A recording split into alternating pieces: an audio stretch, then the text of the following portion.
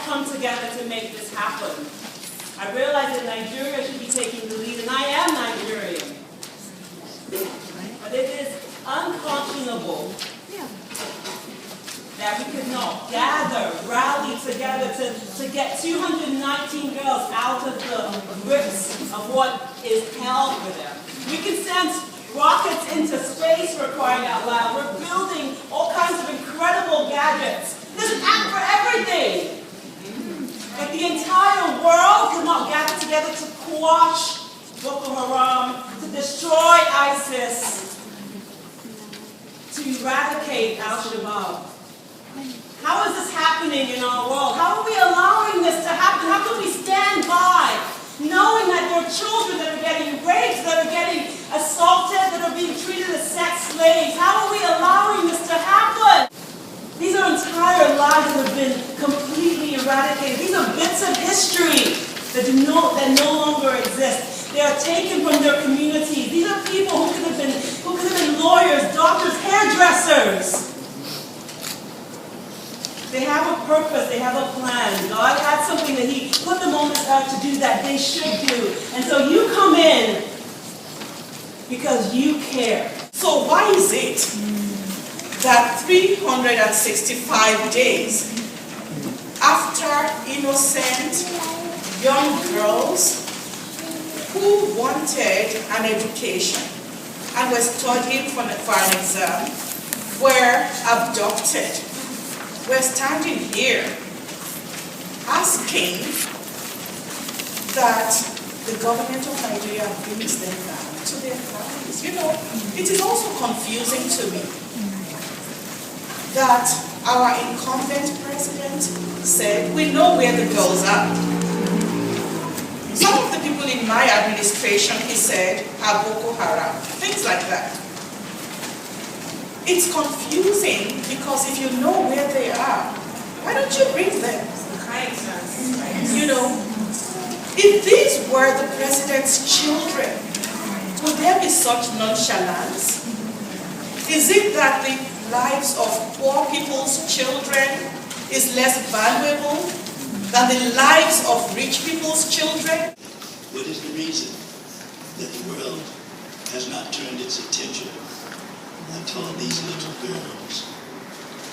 Is it because the world doesn't care? Is it because the world has other things on its mind? Surely, all across the world, they are suffering dehumanizations, blatant disregard for the lives of others. But whatever the reason that could fall, somewhere, somehow, at some point, we've got to find a way to go beyond the words. It seems that our words are not reaching them in the way we would like for them to reach. It seems that no matter how long we pray, and we've been praying a long time, all year now, we used to do daily prayer vigils when it first happened for a long time. We marched, we prayed, we screamed, we yelled. What do we do next? Well, I know this, that the USA, this great country, has allowed the latitude of petitioning your government in various ways. If words cannot get it done, then you can also engage in a bit of civil disobedience. A touching day as a mother, and I can certainly feel what it feels like for the Nigerian mothers, because today I was able to get the most incredible news about my own daughter who was stuck in Yemen for the last 3 weeks. If you all know what's been happening there, there's been a war that broke out. All the airports were destroyed. My daughter traveled 2 times to the port to get on a boat, and those failed. She tried to get on a plane yesterday, and that failed. And today, she actually got on a plane and flew to Sudan and was received by the U.S. Embassy in Sudan.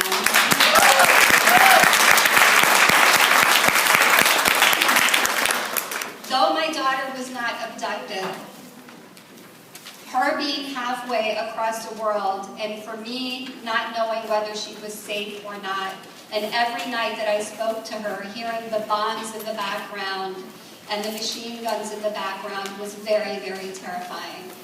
And so I could only imagine what these mothers feel as a mother, because I've experienced this, and I'm just so grateful that my story has actually turned into a positive. And I pray to God today that this situation with the Nigerian girls will turn into a positive, because we are all here as people of faith. And those who aren't people of faith are people of good conscience, wanting good for their fellow human being. And so it's so important for us to unite and look at the things that bind us. We all cry the same. We all bleed the same. And when we know and understand these things, we shall overcome the obstacles. So we have all heard about Boko Haram and what they are doing. And they're doing it in the name of my religion, Islam, which my religion does not condone any of the actions that they are doing. What they are doing is un-Islamic. And I am here to stand in front of you to testify that I, as a woman, am here on my free will, freely educated, and able to go and proceed and do whatever I want and make those choices. So I want to take this opportunity to use this as an opportunity to educate people about women's rights in Islam. In Islam, a woman has a basic freedom of choice and expression based on recognition of her individual personality. First, she is free to choose her religion. She is free to choose her religion, Boko Haram. An individual with her own independent thoughts, opinions, feelings, and desires. It is easy to take for granted my right to choose who I live intimately with, and my assurance that the adults in my life would help me end any relationship that was causing me hurt or pain, rather than force me to stay. My agency over my own happiness and future should not be a privilege. Growing up, I've learned that relationships, platonic, romantic, and familial, are based in trust and respect.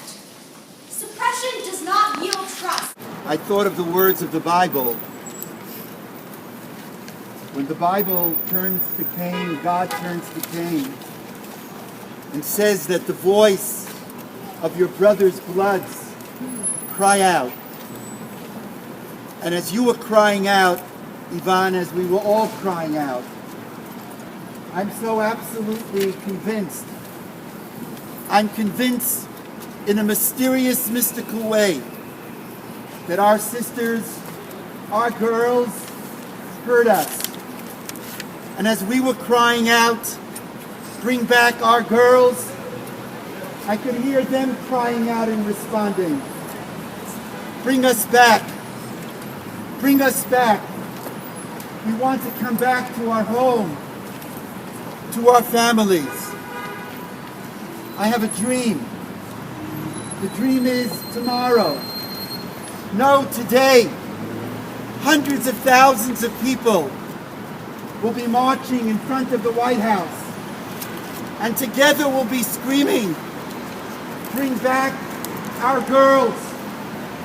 And I'm so absolutely convinced that if we, in the words of Joseph in the Bible, if we call out, Et achai anochi mevakesh, I seek my brothers, I seek my sisters, I seek our girls. If we rise up, our communities rise up. If all of humankind rise up, there's no doubt, not only will God's tears flow, but the world will see to it that our girls come home. As we were walking, I was singing the beautiful melody of Rabbi Shlomo Carlebach. And so let me paraphrase his words. And let's join together in the prayer that our girls come home. And as I sing this song, Ivan, I'm thinking of Racheli Franco, mother of this young boy who was kidnapped and murdered in Israel at the time when the girls were kidnapped. And when I saw her, she said to me the following. She said, Avi, when I was praying for the boys, when I was praying and hoping, many people communicated with me.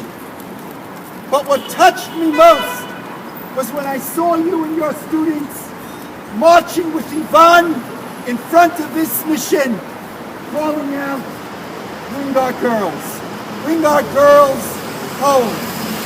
We seek our girls, bring them home. 10, 11, 12, 13, 14, 15, 16, 17, 18, 19, 20, 30, 31, 32, 33, 34, 35, 36, 37, 38, 39, 40, 218, 219, 220, 221, 222, 223, 224, 225, 226, 227, 228, 229, 230, 267, 268, 269, 270, 271, 278, 273. These girls' futures are ruined.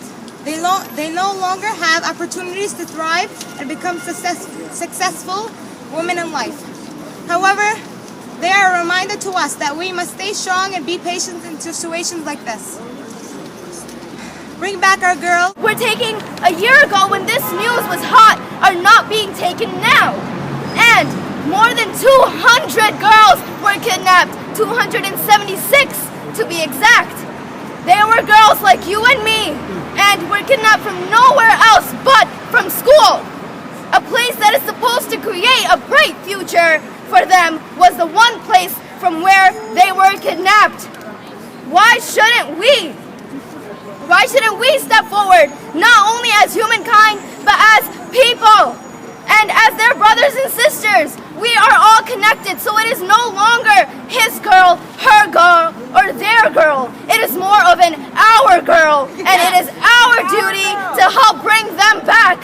So with pride I say, bring back our girls! Bring back our girls! Before I end, I'd like to say that these girls hold a piece of all of us, and that we are all here for all of them. Bring back my, your, and our girls!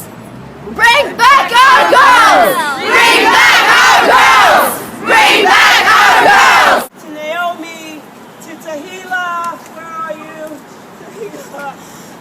To Marcia, to Barbara, where are you guys? These are the women that made this happen. And to Dr. Okome, where are you? She's here.